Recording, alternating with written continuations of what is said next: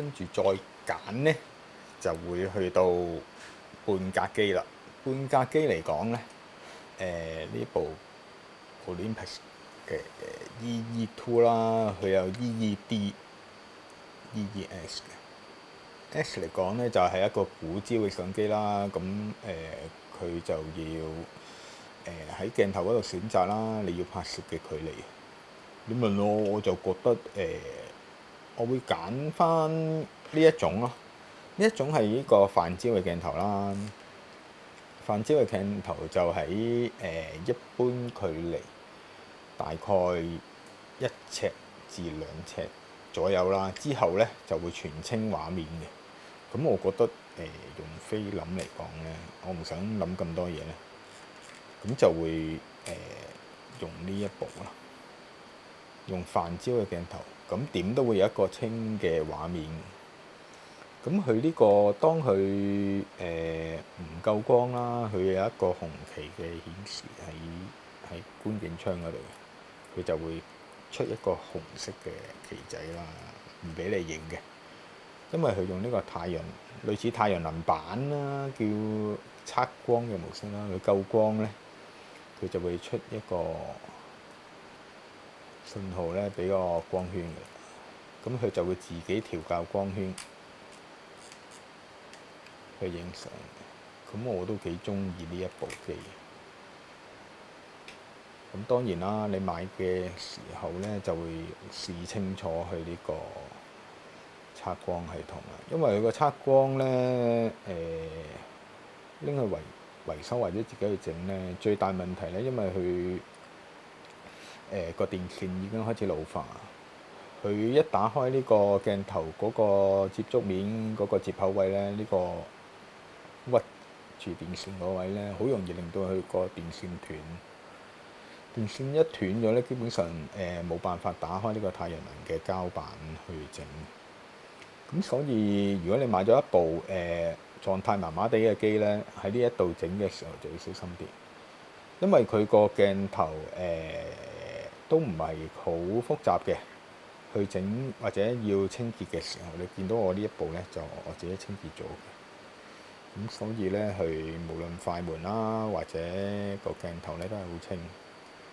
同埋佢個觀景窗喺上邊啦，佢唔同一般我哋嗰啲單反相機啦。咁所以呢，佢望嘅距離同埋影相嘅鏡頭嘅距離呢，係有啲啲分別嘅。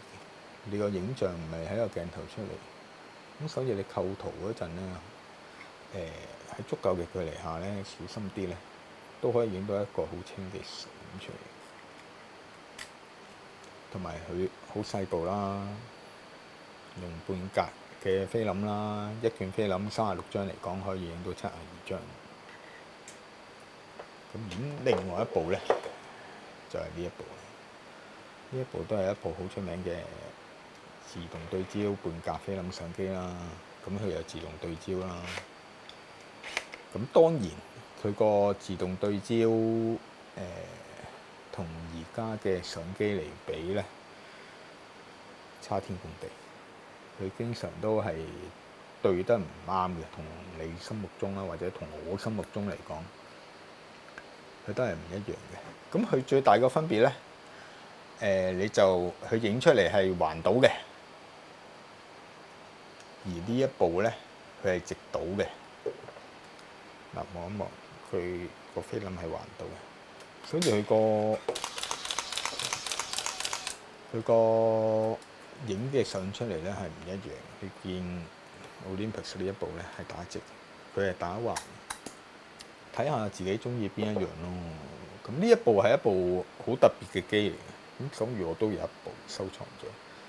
咁要買佢嘅時候呢，最重要是鏡頭啦，因為鏡頭呢，佢呢個機都幾複雜嘅，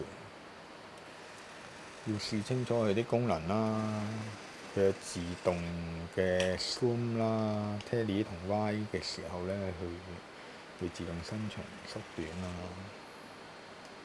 跟住仲有對焦。對焦咧，半按快門咧，佢就可以對焦。仲有啦，因為佢有閃光燈。啲老相機舊款嘅機咧，最大問題佢就入邊有個電容嘅，電容老化咗咧，佢個閃光燈就冇辦法去用啦。咁就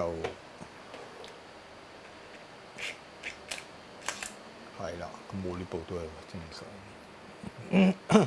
要揾一部正常嘅，大概800至1000蚊啦，睇下，因為呢啲都係自己撞。要睇下當時有冇人賣啦，有冇人放啦。